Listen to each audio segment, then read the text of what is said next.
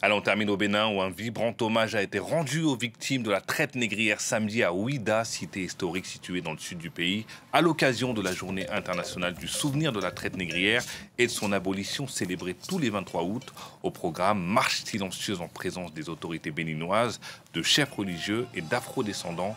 Nos correspondants Emmanuel Sodji et Raphaël Talé étaient sur place. Regardez. Tous les ans, le Bénin rend hommage au pied de la porte du non-retour à Ouidah.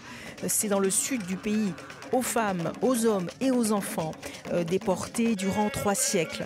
Au programme, recueillement, marche silencieuse, lâcher de colombes, conférences autour de la mémoire des déportés et animations culturelles, en présence des autorités politiques et administratives béninoises, des chefs religieux et de nombreux afro-descendants. Chaque année, le Bénin, terre de cicatrices et de mémoire, se joint à cette commémoration, non pas seulement parce qu'elle est inscrite dans le calendrier mondial, mais parce que notre sol porte encore les stigmates de cette tragédie et que nos cœurs en gardent l'écho.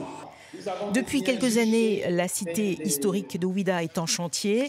Les autorités béninoises ont rénové l'ancien fort portugais qui abritera le Musée international de la mémoire de l'esclavage, le MIM. Vous avez aussi la route de l'esclave qui a été entièrement réhabilitée. Et enfin, il y a la réplique toujours en construction à côté de la porte du non-retour du dernier navire négrier français, l'Aurore, à avoir quitté Ouidah au XVIIe siècle, rempli de captifs africains. Les historiens ont répertorié au moins 30 000 expéditions maritimes, de bateaux négriers. Et il y a eu, parti de Ouidah, plus de 1100 bateaux négriers. Ce bateau sera un lieu du souvenir. Les Béninois, les Africains, les gens du monde entier qui viendront visiter ce bateau vont découvrir l'horreur de la déportation, de la traversée. Parce que ces bateaux négriers, comme l'ont dit des Noirs américains, c'était un cercueil ambulant. Le Bénin a adopté en novembre dernier une loi sur la nationalité en faveur des afro-descendants.